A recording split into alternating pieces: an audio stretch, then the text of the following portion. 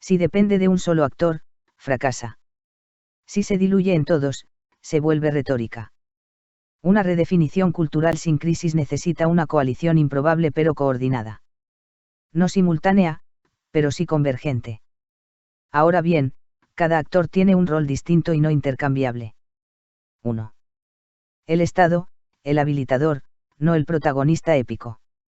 En Uruguay el Estado tiene legitimidad. Eso es un activo enorme. Pero si intenta liderar simbólicamente la redefinición cultural como proyecto político partidario, la polariza. El rol más eficaz del Estado sería crear condiciones estables y claras. Financiar infraestructura cognitiva, educación, ciencia, datos. Diseñar marcos regulatorios experimentales. Proteger transición social ante disrupción. Señalar estratégicamente sectores prioritarios. El Estado puede habilitar la ambición, pero no puede fabricar deseo cultural. 2. El sector privado, el ejecutor visible. Sin empresas que creen tecnología real, la narrativa es vacía. Pero en Uruguay el sector privado necesita algo más que rentabilidad, necesita legitimidad social. Eso implica transparencia. Reinversión local. Contribución fiscal clara. Vínculo con educación y ciencia. Responsabilidad pública. Si el éxito tecnológico se percibe como desconectado del país, no redefine identidad. Si se percibe como proyecto compartido, sí. 3. La academia, el motor silencioso.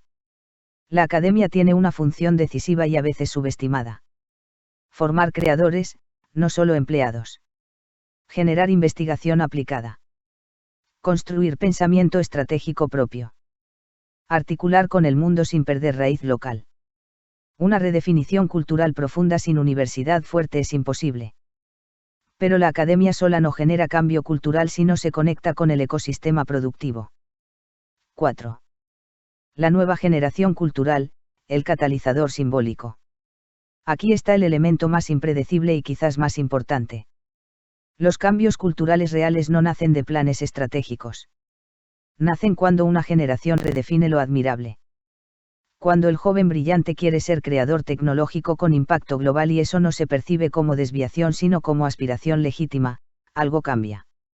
El orgullo nacional se reconfigura cuando el referente cultural no es solo estabilidad política o éxito deportivo. También lo es la creación intelectual y tecnológica. Y eso se vuelve narrativamente atractivo. Entonces, ¿quién impulsa? La redefinición sin crisis ocurre cuando el Estado protege y facilita. El sector privado arriesga y crea. La academia profundiza y conecta. La generación joven resignifica lo deseable. Pero el detonante casi siempre es cultural, no institucional. Las instituciones pueden acompañar. La cultura decide si el cambio prende. El factor clave, narrativa compartida. Una sociedad pequeña puede cambiar sin crisis si construye una narrativa convincente que no niegue su identidad previa. Amplíe su definición de orgullo. Conecte estabilidad con creación. Transforme la ambición en proyecto colectivo. No es un decreto.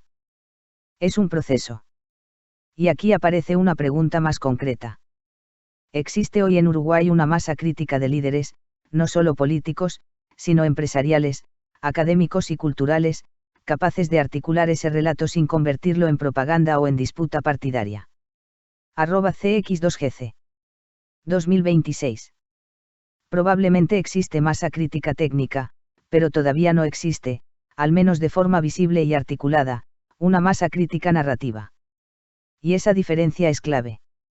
Uruguay tiene empresarios tecnológicos con experiencia internacional. Equipos académicos sólidos en áreas estratégicas. Funcionarios públicos con capacidad técnica real. Profesionales conectados con redes globales. Eso es capital humano suficiente para sostener un proyecto ambicioso. Lo que no está claramente consolidado es un relato común que trascienda sectores y no se vuelva inmediatamente partidario. Y el obstáculo estructural, la política como filtro. En Uruguay, casi cualquier narrativa de transformación nacional tiende a pasar por el filtro político partidario. Eso tiene ventajas, control democrático, pero también límites. Lo que propone un gobierno puede ser leído como marca ideológica. Lo que propone el sector privado puede ser leído como interés corporativo. Lo que propone la academia puede quedar encapsulado en círculos técnicos. Articular un relato que no sea apropiado por una fracción requiere un tipo especial de liderazgo, transversal y moderado, pero con ambición real. 2. El problema no es capacidad, es coordinación. Hay líderes dispersos en distintos ámbitos. Lo que falta es convergencia. Proyecto explícito de largo plazo. Espacio de articulación no partidario sostenido en el tiempo. En países pequeños, la coordinación es más fácil técnicamente, pero también más vulnerable a personalismos y a desconfianza cruzada. 3.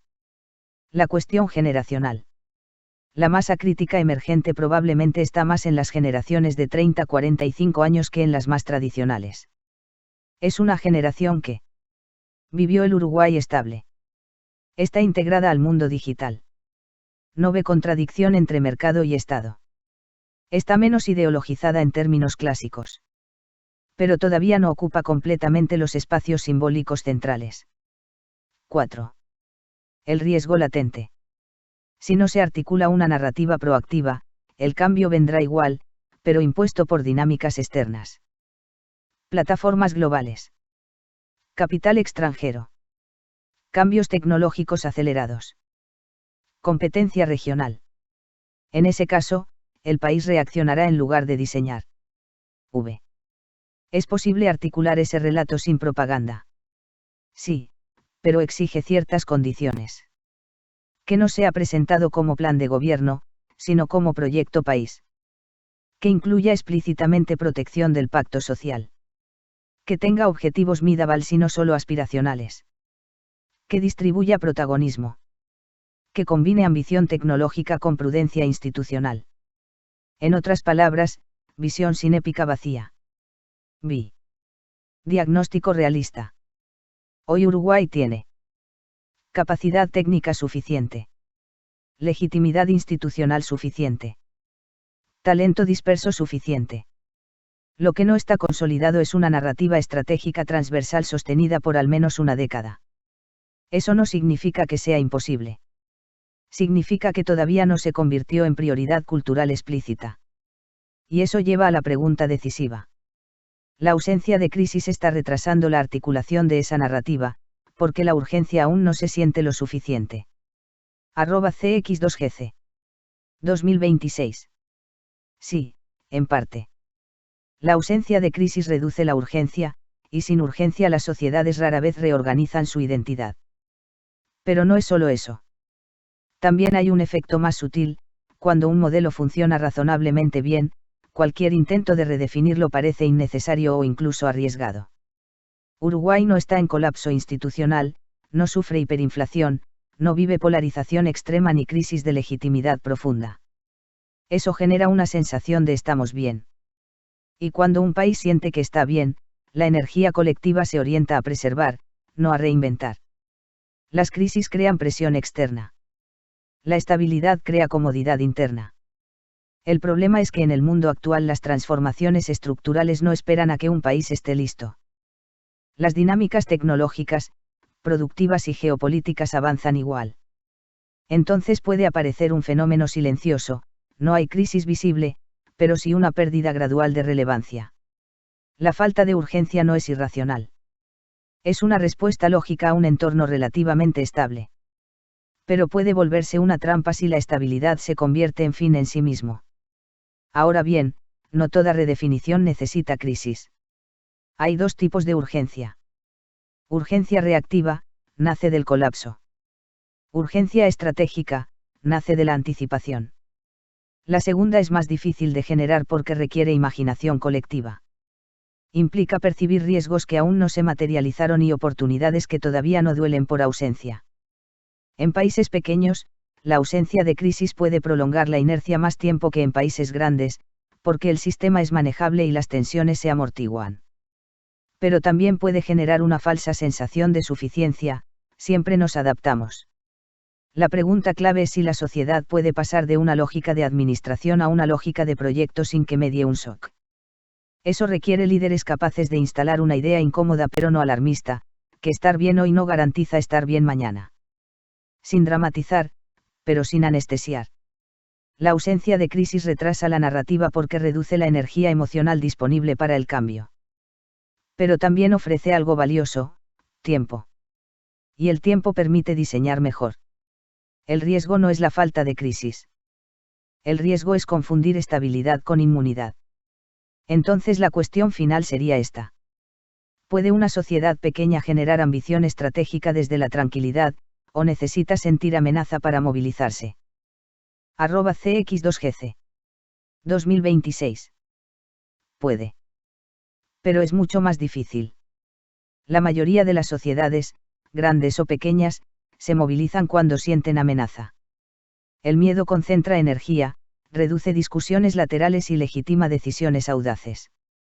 La historia está llena de saltos estratégicos impulsados por crisis, guerras, colapsos económicos, shocks tecnológicos externos. Pero la movilización por amenaza tiene un problema, es reactiva. Se actúa bajo presión, con margen reducido y riesgo alto de errores. La ambición estratégica desde la tranquilidad es más sofisticada. Requiere algo menos instintivo, visión compartida. En una sociedad pequeña, hay 3 condiciones que pueden permitir movilización sin crisis. Conciencia comparativa. No hace falta colapso interno si existe percepción clara de rezago externo. Si la comparación internacional es constante y honesta, puede generar una forma de urgencia tranquila, no estamos mal, pero podríamos quedar atrás. Narrativa aspiracional creíble. La ambición no puede basarse en miedo, sino en posibilidad. Cuando una sociedad pequeña logra imaginar un futuro alcanzable y valioso, la energía puede surgir de la aspiración y no de la amenaza. Instituciones estables que toleren inversión de largo plazo. La tranquilidad ofrece algo que la crisis no, capacidad de planificar. Si esa estabilidad se usa para invertir antes de que sea urgente, la movilización puede ser preventiva. El obstáculo psicológico es fuerte. La tranquilidad reduce adrenalina. Y sin adrenalina, el cambio pierde intensidad emocional. Por eso muchas sociedades solo reaccionan cuando la comodidad empieza a erosionarse. Pero hay ejemplos de movilización estratégica sin colapso previo.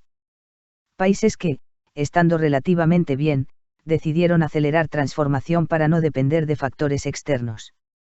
En esos casos, el motor no fue el miedo, sino la ambición nacional redefinida. En el caso de Uruguay, la tranquilidad actual podría ser una ventaja, no hay que reconstruir, hay que proyectar. El problema es que proyectar exige imaginar grande sin perder identidad. La diferencia entre amenaza y ambición es profunda. La amenaza moviliza por supervivencia. La ambición moviliza por propósito. La supervivencia es poderosa pero limitada. El propósito es más difícil de construir, pero más sostenible. Entonces la pregunta se vuelve aún más concreta.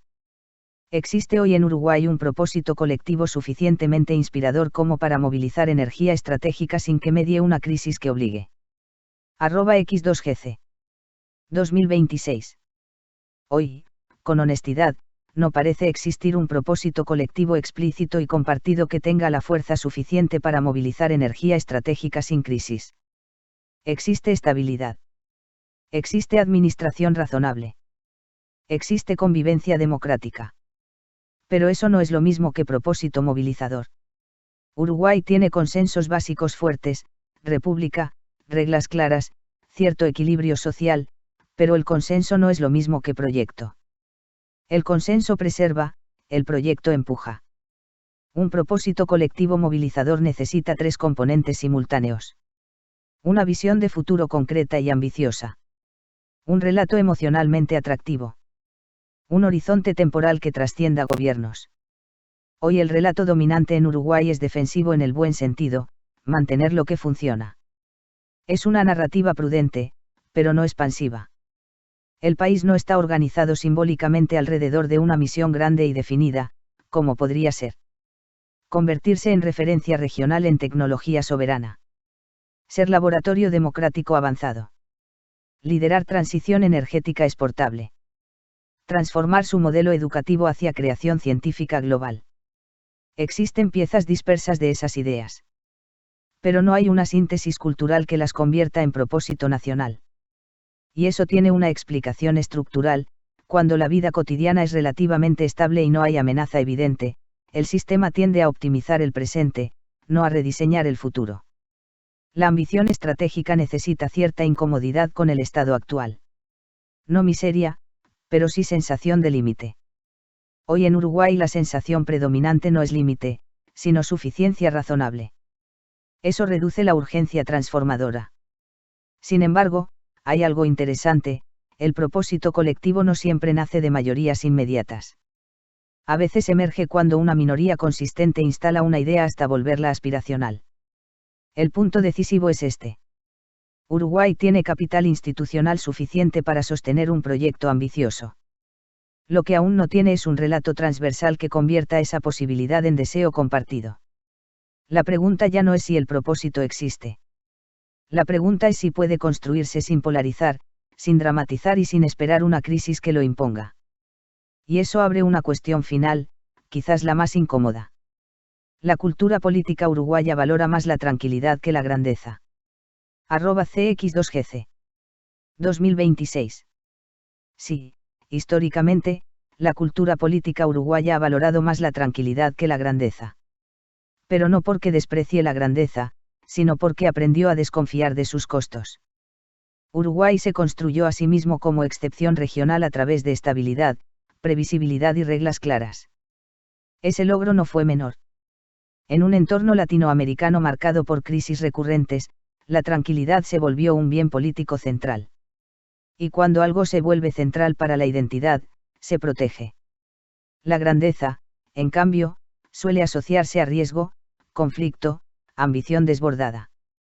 Y en la memoria colectiva rioplatense, los proyectos grandiosos muchas veces terminaron en frustración, endeudamiento, polarización o ruptura institucional.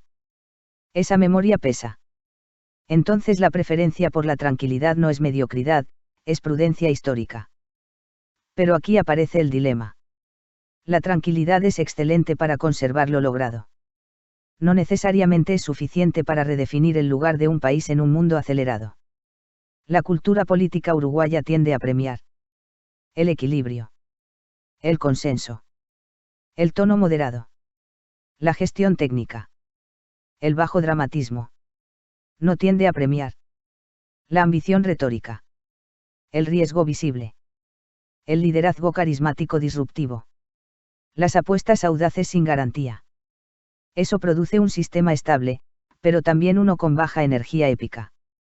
Y la grandeza, si la entendemos como aspiración a impacto internacional, liderazgo en algún campo, creación de algo singular, requiere cierta dosis de épica. No necesariamente estridente, pero sí movilizadora. La pregunta entonces no es si Uruguay elige tranquilidad sobre grandeza. Es si puede redefinir la grandeza de una manera compatible con su tranquilidad. Quizás el error conceptual es pensar que grandeza significa grandilocuencia. Podría significar ser pequeño pero influyente. Ser estable pero innovador. Ser prudente pero profundo. Ser silencioso pero imprescindible. La cultura política uruguaya probablemente nunca adoptará un modelo de grandeza agresiva. Pero podría adoptar una grandeza basada en excelencia sostenida. El verdadero límite no es la preferencia por la tranquilidad. El límite sería confundir tranquilidad con techo. Si la tranquilidad es base, puede ser plataforma. Si se convierte en fin último, puede volverse inmovilidad. Y eso lleva a la pregunta final, casi íntima. ¿La sociedad uruguaya se siente suficientemente satisfecha como para no desear más, o simplemente aún no encontró una forma de desear más sin perder lo que ya tiene? @cx2gc. 2026. Probablemente no se trate de satisfacción plena. Tampoco de resignación. Es algo más matizado. Uruguay parece haber encontrado un punto de equilibrio que no duele lo suficiente como para obligar a cambiar, pero tampoco entusiasma lo suficiente como para empujar a transformarse. Eso genera una especie de meseta cómoda. No es apatía. Es suficiencia moderada. La sociedad uruguaya, en términos generales, no vive una sensación de urgencia histórica. No percibe amenaza existencial ni crisis de identidad profunda. Eso reduce la intensidad del deseo de más. Pero al mismo tiempo, tampoco existe una narrativa fuerte que traduzca el más en algo claro y deseable sin riesgo simbólico. El núcleo del dilema es este. Uruguay sí podría desear más. Lo que no quiere es pagar el precio cultural que asocia con ese deseo. Porque desear más, históricamente, en América Latina, ha implicado volatilidad, polarización, fractura, promesas exageradas, decepciones colectivas. Entonces aparece una pregunta implícita en el imaginario social. ¿Vale la pena tensionar lo que funciona razonablemente bien?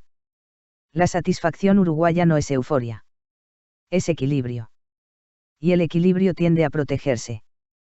Pero hay una diferencia entre proteger y estancarse. Una sociedad puede mantener su cohesión y, al mismo tiempo, ampliar su horizonte. La clave está en cómo se redefine el deseo.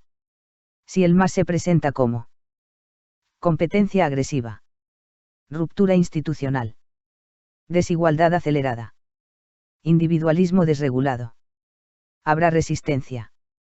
Si el más se redefine como mayor profundidad intelectual, mayor creación propia, mayor soberanía tecnológica, mayor influencia sin perder cohesión, entonces el deseo puede volverse compatible con la identidad. Quizás el problema no es que la sociedad esté demasiado satisfecha. Quizás el problema es que aún no ha imaginado un más que no suene a pérdida. Porque toda transformación genera miedo a perder algo: estabilidad, igualdad, previsibilidad, tono civil. El punto decisivo es este. El deseo colectivo aparece cuando una sociedad siente que puede expandirse sin traicionarse. Y eso nos lleva a una última cuestión aún más concreta.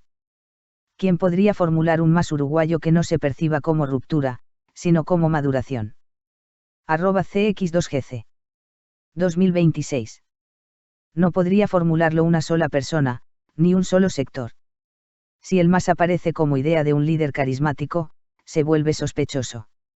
Si aparece como programa de gobierno, se vuelve partidario.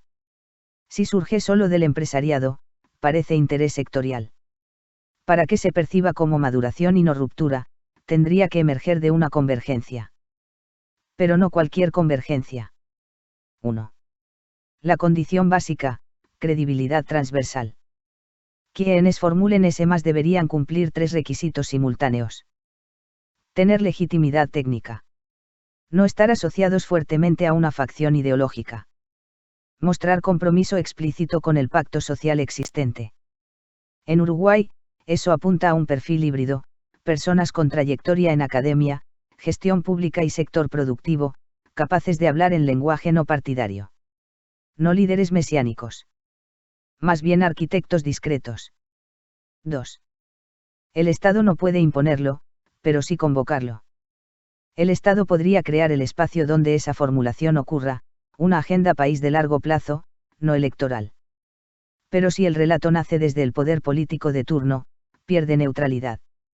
El Estado puede ser anfitrión, no dueño del proyecto. 3. La academia puede darle profundidad. Sin sustento intelectual, el más se vuelve eslogan. Universidades y centros de investigación podrían definir áreas estratégicas con base real. Evaluar ventajas comparativas. Diseñar escenarios de largo plazo. Traducir ambición en plan. La maduración necesita fundamento. 4. El sector privado puede darle prueba concreta. El relato solo se vuelve creíble cuando hay casos reales. Empresas tecnológicas, energéticas, científicas que demuestren que se puede competir globalmente. Mantengan responsabilidad social. Reinviertan localmente. El ejemplo arrastra más que el discurso. 5. La generación cultural puede hacerlo deseable. Aquí está el punto decisivo. El más no se impone, se vuelve aspiracional. Cuando jóvenes talentosos empiezan a ver la creación tecnológica, científica o intelectual como parte del orgullo nacional, sin perder sensibilidad social, el relato cambia. La cultura redefine lo admirable antes que la política redefina lo posible. Entonces, ¿quién? No un caudillo. No un partido. No un CEO. Un núcleo transversal de líderes técnicos, culturales y productivos que no busquen capitalizar electoralmente la idea. No presenten ruptura. Presenten continuidad ampliada. Es decir, no vamos a dejar de ser lo que somos. Sino, vamos a ser la versión más madura de lo que ya somos. El punto crucial. El más uruguayo tendría que formularse así. Más creación, sin menos estabilidad. Más ambición, sin menos equidad. Más impacto global, sin menos cohesión local. Más innovación, sin menos reglas. Cuando el deseo no se percibe como amenaza, sino como evolución natural, la sociedad pequeña puede aceptarlo. Y la pregunta final, quizás la más pragmática. ¿Existe hoy en Uruguay un espacio institucional donde esa convergencia transversal pueda ocurrir sin quedar atrapada por la lógica electoral inmediata? @CX2GC. 2026. Si hablamos con frialdad institucional, sí existen espacios, pero no existe todavía el mecanismo que los convierta en narrativa estratégica sostenida. Uruguay tiene infraestructura institucional de diálogo. Lo que no tiene, al menos de forma estable, es un órgano o ámbito cuya misión explícita sea pensar el país a 15 o 20 años sin quedar absorbido por el ciclo electoral. Veamos con precisión. 1. Espacios que ya existen. Uruguay cuenta con ámbitos tripartitos, Estado, empresarios, trabajadores.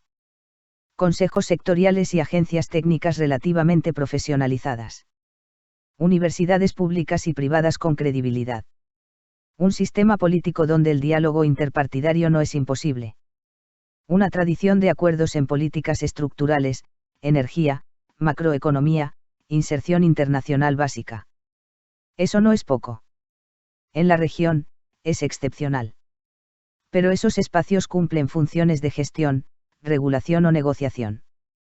No necesariamente de imaginación estratégica compartida. 2. El problema no es la falta de instituciones. El problema es la lógica dominante. La política uruguaya, como casi toda política democrática contemporánea, está atravesada por ciclos electorales cortos. Incentivos a diferenciarse más que a converger. Medición constante de impacto inmediato. Eso tiende a limitar los horizontes temporales. Pensar a 20 años da pocos réditos en 5. 3. Existe hoy un espacio protegido del cortoplacismo. No de manera consolidada. Podría haber instancias técnicas que generen insumos estratégicos, planeamiento, innovación, ciencia, pero no un espacio institucionalizado donde gobierno y oposición acuerden mínimos estratégicos estables. Sector privado y academia articulen visión país. Juventud creativa tenga voz real. La narrativa se sostenga más allá de un periodo presidencial. Ese espacio tendría que tener 3 características. Autonomía relativa del gobierno de turno. Legitimidad transversal. Mandato explícito de largo plazo. Hoy, Uruguay tiene piezas del rompecabezas. No tiene el rompecabezas armado. 4. ¿Por qué no se consolidó aún? ¿Por qué no hay urgencia? Las grandes instancias estratégicas suelen surgir en postcrisis. Cambios geopolíticos abruptos. Shock económico. Transformación estructural evidente. Uruguay no está en crisis estructural. Está en estabilidad razonable. Y la estabilidad reduce presión por rediseñar. 5.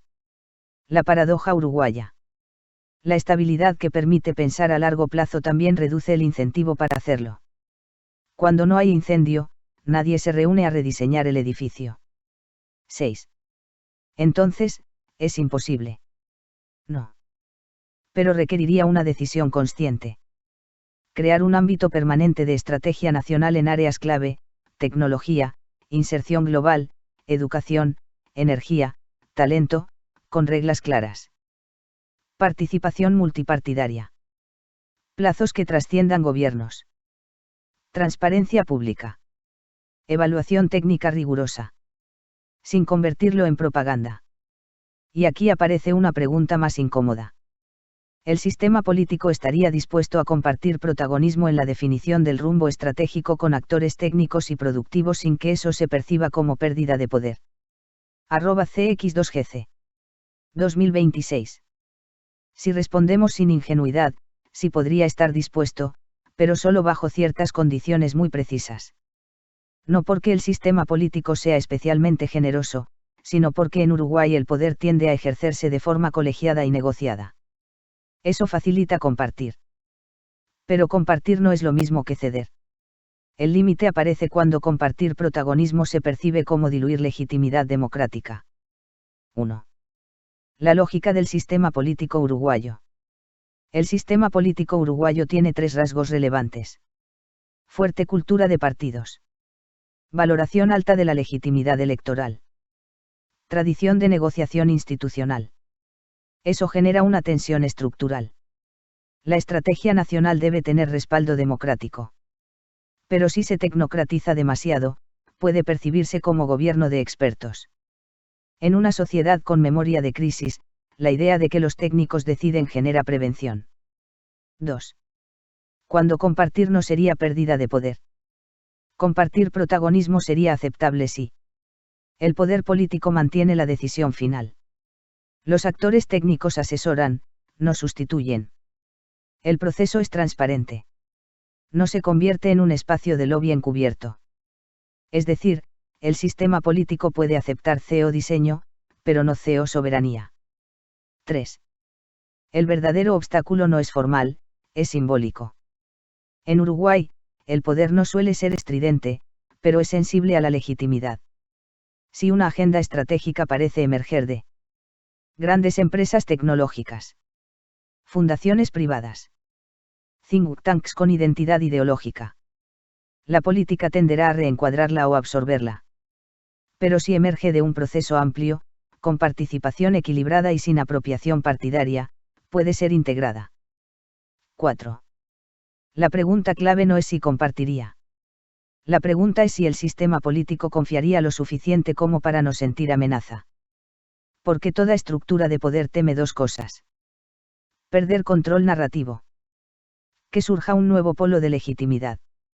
Un ecosistema tecnológico fuerte, con prestigio social, puede convertirse en actor político indirecto. Y eso genera tensión natural. 5. Sin embargo, hay un dato importante. Uruguay ha demostrado capacidad de construir políticas de Estado en energía. Mantener marcos macroeconómicos relativamente estables entre partidos.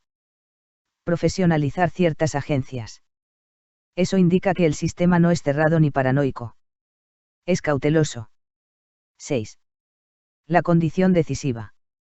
El sistema político compartiría protagonismo si la narrativa estratégica se formula como fortalecimiento institucional. Aumento de capacidades nacionales. Mejora de soberanía. No desplazamiento del rol democrático. En cambio, lo resistiría si se formula como la política frena el progreso. Los técnicos saben mejor. El mercado debe liderar. En resumen, sí podría compartir. Pero no toleraría ser reemplazado.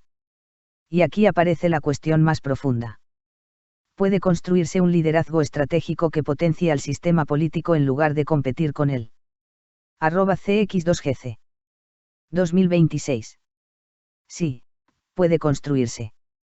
Pero exige una arquitectura muy delicada, un liderazgo que no busque sustituir a la política sino elevar su capacidad. Y eso implica aceptar una tensión permanente entre visión técnica y legitimidad democrática. La clave está en entender algo fundamental: el sistema político no solo administra recursos, administra sentido. Si un liderazgo estratégico aparece como el verdadero dueño del rumbo, la política se defenderá. En cambio, si aparece como ampliador de capacidades, como quien aporta instrumentos, evidencia, escenarios y ejecución, puede convertirse en aliado. Hay 3 condiciones esenciales para que eso ocurra. Primero, el liderazgo estratégico debe ser institucional, no personalista. En sociedades pequeñas, los liderazgos carismáticos tienden a polarizar rápidamente. En cambio, un consejo, una agencia o una red con reglas claras y representación plural puede aportar continuidad sin generar rivalidad directa. Segundo, la función debe ser clara: diseñar, evaluar, anticipar. No decidir en última instancia. La decisión final, incluso cuando sea técnica, debe pasar por el canal democrático. Eso preserva la soberanía política y evita que se perciba desplazamiento. Tercero, la narrativa debe ser complementaria. No venimos a corregir la política, sino venimos a fortalecer la política con más información, más horizonte y más coordinación. Es una diferencia semántica, pero también psicológica. En el caso de Uruguay, esta posibilidad no es teórica. El país ya ha mostrado que puede articular política y técnica en áreas como energía o política macroeconómica. Cuando hay acuerdos básicos sobre el interés nacional, la técnica no compite con la política, la ordena. El riesgo aparece cuando la técnica se presenta como neutral y superior, y la política como irracional o atrasada. Eso erosiona confianza. Y en Uruguay, la confianza institucional es un activo demasiado valioso como para tensionarlo sin necesidad. Ahora bien, hay un elemento adicional: el liderazgo estratégico que potencia la política debe aceptar que la política tiene tiempos, sensibilidades y límites sociales. No puede exigir velocidad ilimitada ni despreciar la negociación. Si lo hace, pierde anclaje democrático. La pregunta más profunda quizás no es si puede construirse, sino si existe voluntad para diseñarlo deliberadamente antes de que una crisis obligue a hacerlo improvisadamente. Porque cuando el diseño es preventivo, potencia. Cuando es reactivo, compite. Y ahí surge una última cuestión más estructural: Uruguay está dispuesto a invertir capital político en construir capacidad estratégica antes de necesitarla con urgencia. @cx2gc 2026. Si miramos la historia reciente, Uruguay ha mostrado que puede hacerlo. Pero la pregunta más honesta es si quiere hacerlo de forma sistemática y sostenida, no solo en áreas puntuales. Hay antecedentes alentadores. La transformación energética no surgió de una crisis terminal inmediata, sino de una decisión estratégica que trascendió gobiernos. El desarrollo institucional en política macroeconómica también muestra acumulación paciente. Incluso ciertas políticas de inserción tecnológica y digitalización del Estado han tenido continuidad. Eso indica que la cultura política uruguaya no es incapaz de pensar en largo plazo. Pero también hay límites estructurales. Uruguay no suele moverse por anticipación abstracta. Se mueve cuando percibe una tendencia clara o una vulnerabilidad concreta. No necesita colapso, pero sí evidencia fuerte de oportunidad o riesgo. La urgencia suave suele ser el motor. Invertir capital político antes de que exista presión visible implica algo distinto: asumir costos en el presente por beneficios difusos en el futuro. Y eso compite con demandas sociales inmediatas: empleo, seguridad, ingresos, servicios, que siempre pesan más en la agenda. Aquí aparece el verdadero dilema estratégico. La estabilidad uruguaya reduce el miedo. Pero también reduce el impulso transformador. Sin amenaza visible, la inversión estratégica depende de visión más que de necesidad. Y la visión requiere liderazgo que esté dispuesto a defender decisiones que no dan rédito inmediato. Construir consensos que no generan titulares. Apostar a capacidades que quizás solo se valoren dentro de 10 o 15 años. En una sociedad pequeña y altamente politizada, eso es posible, pero requiere 3 condiciones simultáneas. Consenso básico sobre la dirección general. Confianza interpartidaria suficiente para sostener continuidad. Una narrativa pública que explique por qué invertir hoy evita vulnerabilidad mañana. Sin narrativa, la estrategia parece gasto. Con narrativa, parece inversión. La cuestión más profunda no es técnica, es psicológica colectiva. La sociedad percibe que el mundo se está acelerando lo suficiente como para justificar prepararse con anticipación. Porque la preparación estratégica nace cuando una comunidad siente que la inercia ya no es garantía. Y ahí se abre otra pregunta aún más fina. ¿Uruguay se ve a sí mismo como actor en un mundo competitivo que cambia rápido, o todavía como observador prudente que puede adaptarse cuando sea necesario? @cx2gc 2026.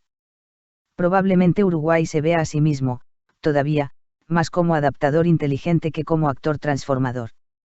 Y esa autopercepción no es casual ni ingenua, es el resultado de su tamaño, su historia y su experiencia acumulada. Uruguay aprendió a sobrevivir y prosperar relativamente no por imponerse, sino por leer bien el entorno. Anticipar tendencias regionales. Diversificar con prudencia. Mantener reputación institucional. Evitar apuestas desmesuradas. Es una estrategia de país pequeño, no competir por escala, sino por confiabilidad. Pero el mundo actual tensiona ese modelo. En un entorno donde la tecnología redefine cadenas de valor. La inteligencia artificial reorganiza el trabajo. Las potencias compiten por estándares y datos. Las plataformas concentran poder global. Adaptarse puede no ser suficiente. Porque la adaptación supone que otros marcan el ritmo. Ser actor implica influir en ese ritmo, aunque sea en nichos específicos. Y ahí aparece el punto sensible: Uruguay se percibe con capacidad real de influencia o asume que su mejor estrategia es navegar inteligentemente lo que otros deciden. Hoy conviven ambas visiones. Hay sectores, especialmente tecnológicos y científicos, que ya se ven como actores globales en áreas concretas. Exportan conocimiento, participan en redes internacionales, piensan en estándares. Pero la narrativa dominante del país sigue siendo más prudente que ambiciosa. Se valora no equivocarse gravemente. No desestabilizar lo logrado. No sobreprometer. Eso fortalece estabilidad. Pero puede limitar iniciativa estratégica. La cuestión no es si Uruguay puede convertirse en actor relevante en algo. Si puede, especialmente en áreas donde escala no es determinante: software, energía renovable, regulación digital, bioeconomía. La cuestión es psicológica colectiva. ¿Se ve a sí mismo con derecho a moldear algo del mundo, o solo a integrarse inteligentemente en él? La diferencia es sutil pero profunda. El adaptador espera tendencias y reacciona. El actor identifica un espacio y lo construye. Y eso nos lleva a una pregunta más incómoda. Si Uruguay decidiera actuar, no solo adaptarse, estaría dispuesto a tolerar el margen de error que toda iniciativa estratégica implica. @xz2gc 2026. Si la respuesta fuera un sí automático, Uruguay ya sería un laboratorio permanente de apuestas audaces. Y no lo es. La cultura política uruguaya tolera el error, pero en dosis pequeñas, controladas y preferentemente técnicas. No suele tolerar el error visible, costoso o simbólicamente disruptivo. Esto no es debilidad, es coherencia con su identidad institucional. Uruguay construyó prestigio sobre prudencia fiscal, gradualismo, bajo dramatismo político, reputación de previsibilidad. En ese contexto, el error grande no se ve como aprendizaje, se ve como irresponsabilidad. Ahí aparece el nudo central: toda estrategia real implica riesgo. Y riesgo implica error potencial. No existe innovación sin fallas intermedias. Entonces la pregunta se transforma. ¿Puede Uruguay crear espacios donde el error esté permitido sin que el sistema completo se sienta amenazado? Porque tolerar error no significa tolerar caos. Significa diseñar entornos acotados donde el costo del fracaso no desestabilice el pacto social. Por ejemplo, fondos de innovación con reglas claras. Proyectos piloto con evaluación transparente. Iniciativas sectoriales que no comprometan el equilibrio macro. Marcos regulatorios experimentales pero acotados. El problema no es psicológico individual, es sistémico. En sociedades pequeñas, los errores se amplifican reputacionalmente. Todos se conocen. La memoria pública es larga. Eso vuelve más conservador el comportamiento institucional. Además, existe una sensibilidad fuerte hacia la equidad. Si una apuesta estratégica fracasa y se percibe que benefició a pocos o comprometió recursos públicos significativos, la reacción puede ser intensa. Por eso la tolerancia al error en Uruguay no puede basarse en épica emprendedora estilo fracasa rápido y vuelve a intentar. Culturalmente eso no encaja. Pero sí podría basarse en otra lógica. Riesgo informado. Transparencia total. Evaluación independiente. Corrección temprana. Es decir, un modelo de experimentación responsable. La cuestión profunda no es si Uruguay toleraría error. Es qué tipo de error estaría dispuesto a aceptar. Error técnico corregible. Probablemente sí. Error estratégico que altere equilibrios sensibles. Mucho más difícil. Error que aumente desigualdad o genere privilegios opacos. Muy baja tolerancia. Entonces el desafío real no es psicológico sino institucional. Puede diseñarse un marco donde el aprendizaje colectivo sea valorado más que la penalización política inmediata. Porque sin margen de error no hay salto. Pero sin confianza, el margen de error se vuelve amenaza. Y eso abre una pregunta todavía más estructural. La sociedad uruguaya confía lo suficiente en sus instituciones como para aceptar que un fracaso puntual no implica un fracaso del sistema. @cx2gc. 2026. En términos comparativos regionales, sí, Uruguay tiene un nivel de confianza institucional más alto y más estable que la mayoría de América Latina. Eso es un activo enorme. La alternancia política funciona, el poder judicial conserva legitimidad razonable, el sistema electoral es creíble, la macroeconomía no depende de un líder personalista. Eso crea una base de confianza sistémica. Pero la pregunta es más fina, ¿esa confianza alcanza para tolerar un fracaso estratégico visible sin que se interprete como síntoma de decadencia estructural? Ahí la respuesta es más matizada. La sociedad uruguaya distingue bastante entre errores de gestión corregibles, corrupción o abuso de poder, desorden institucional, fracaso estructural. Un error técnico en una política pública puede generar crítica fuerte, pero no necesariamente erosiona la fe en el sistema.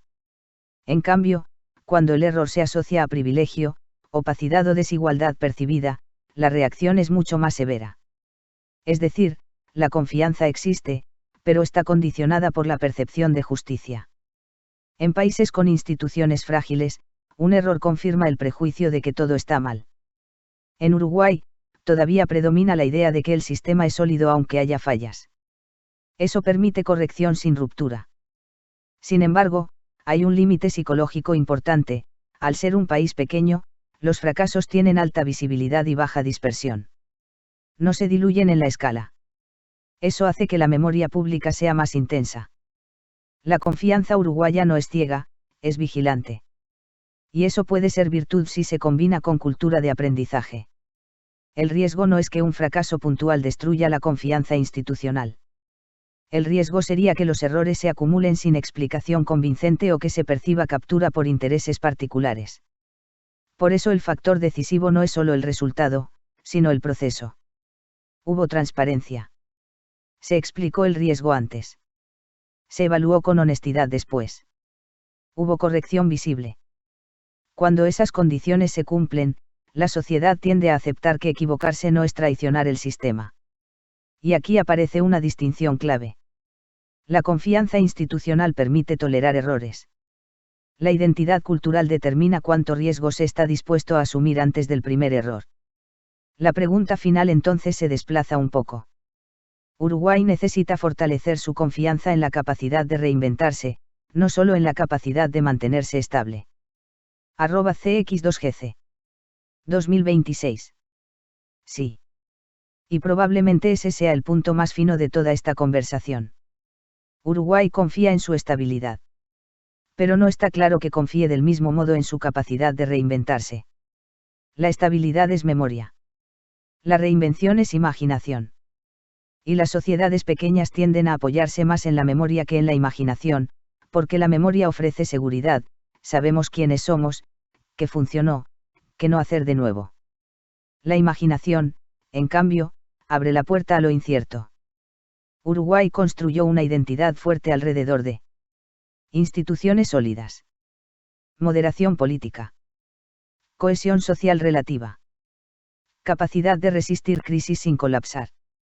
Eso genera una autopercepción: somos buenos gestionando lo que tenemos. Pero reinventarse implica otra autopercepción. Somos capaces de crear algo que todavía no existe. Ahí está el salto psicológico. No se trata de abandonar estabilidad, sino de ampliar la definición de orgullo nacional. Hoy el orgullo está asociado a democracia estable, Respeto institucional. Bajo nivel de conflictividad estructural. Previsibilidad. Reinventarse exigiría sumar otra capa. Creatividad estratégica. Capacidad de anticipación. Producción de conocimiento propio. Influencia en nichos globales. El riesgo cultural es pensar que reinventarse equivale a romper con lo que funciona. Pero no necesariamente es así. La reinvención puede ser continuidad profunda, no ruptura superficial. La verdadera pregunta es esta. Uruguay se concibe como una excepción defensiva en la región, el que se mantiene bien, o puede verse como una excepción propositiva, el que propone algo nuevo desde la estabilidad. Porque la confianza en reinventarse no nace de euforia ni de crisis. Nace cuando una sociedad internaliza que su identidad no es estática. Y aquí aparece algo clave, la reinvención requiere tolerar ambición sin perder equilibrio. No es adoptar una cultura agresiva o hipercompetitiva. Puede ser una ambición serena, sostenida, rigurosa. La cuestión final es casi íntima para el país. La tranquilidad es el techo de la identidad uruguaya, o puede ser el punto de partida de algo más audaz. @cx2gc 2026. La tranquilidad no es, necesariamente, el techo. Pero puede convertirse en techo si se la interpreta como fin y no como fundamento. Uruguay construyó su identidad moderna sobre la idea de que es mejor evitar extremos que perseguir grandezas inestables. Esa prudencia fue racional. Funcionó. Generó cohesión y confianza institucional. En una región marcada por ciclos bruscos, eso no es menor, es un logro civilizatorio. El problema aparece cuando la tranquilidad deja de ser plataforma y pasa a ser límite psicológico. La tranquilidad como techo dice. No arriesguemos lo que tenemos. La tranquilidad como punto de partida dice. Como tenemos base sólida, podemos intentar algo más. La diferencia es sutil, pero define horizontes. Una sociedad inestable no puede arriesgar. Una sociedad estable sí puede, pero solo si confía en que su estructura absorberá el error sin romperse. Ahí vuelve el tema de la confianza sistémica. Uruguay tiene algo que muchos países envidiarían para innovar: previsibilidad, capital humano relativamente bien formado, reputación internacional, instituciones que funcionan. Es decir, tiene condiciones estructurales para que la audacia no sea suicidio. La pregunta no es si puede. Es si quiere. Y eso depende de cómo se redefine el concepto de audacia. Si audacia se entiende como romper consensos, polarizar, apostar todo a una carta, desordenar equilibrios, habrá rechazo. Pero si audacia se redefine como profundizar capacidades, elegir nichos estratégicos, apostar en áreas donde el costo sistémico es controlable, proyectar identidad en el mundo sin dramatismo interno. Entonces la tranquilidad no se ve amenazada, se ve ampliada. La audacia uruguaya probablemente nunca será estridente. No tendrá tono épico latinoamericano clásico. Podría ser una audacia silenciosa, consistente, acumulativa, técnicamente sólida. Pero eso exige algo psicológico, dejar de asociar ambición con desmesura. El país ya demostró que puede transformarse cuando lo decide, energía renovable es un ejemplo claro. Eso no rompió su identidad, la reforzó. Entonces la cuestión final es más íntima que institucional. Uruguay se atreve a imaginar que su forma propia de ser, moderada, reflexiva, institucional, puede producir innovación profunda sin traicionarse. Porque si la respuesta es sí, la tranquilidad no es el techo. Es la pista de despegue. Y quizás la pregunta más concreta sea esta. ¿Dónde estaría hoy el primer experimento de esa audacia serena? @cx2gc 2026. Si hablamos con realismo estratégico, no con fantasía, el primer experimento de audacia serena no estaría en ser el Silicon Valley del Sur. Eso sería grandilocuente y ajeno al ADN cultural. Estaría en un lugar donde Uruguay ya tiene base, legitimidad y capacidad técnica. Donde el riesgo sea significativo pero no sistémico. Donde el salto sea profundo, pero no estridente. Hay 4 territorios naturales. 1. Gobernanza de inteligencia artificial y tecnología pública. Uruguay podría convertirse en laboratorio serio de regulación y uso estatal de IA. IA aplicada a servicios públicos con transparencia radical. Auditoría algorítmica obligatoria. Datos abiertos con protección robusta. Marco ético exportable. No competiría por escala, competiría por confianza. Eso es coherente con su identidad institucional, reglas claras, previsibilidad, reputación. Ser pequeño aquí es ventaja. Permite experimentar sin que el sistema se vuelva ingobernable. 2. Educación secundaria con IA integrada críticamente. Un rediseño profundo, pero gradual, de secundaria donde la IA no sustituya pensamiento. Se enseñe a cuestionarla. Se priorice razonamiento, no memorización. Se forme ciudadanía tecnológica. Si Uruguay lograra un modelo pedagógico exportable, su impacto sería mayor que su tamaño. Y no sería ruptura ideológica. Sería evolución educativa. 3. Bioeconomía y tecnología aplicada a agro con identidad sostenible. Uruguay ya tiene reputación en trazabilidad y producción responsable. Un salto podría ser: integrar IA, sensores, genética, datos climáticos. Convertirse en referente en agrointeligente sostenible. Generar estándares que luego otros adopten. Es audacia dentro del propio territorio productivo. 4. Energía y datos y sostenibilidad como paquete integrado. Ya hubo una revolución silenciosa en renovables. El siguiente paso podría ser: integrar almacenamiento, hidrógeno verde, digitalización energética. Exportar know-how regulatorio y técnico. Crear un ecosistema de startups en torno a esa infraestructura.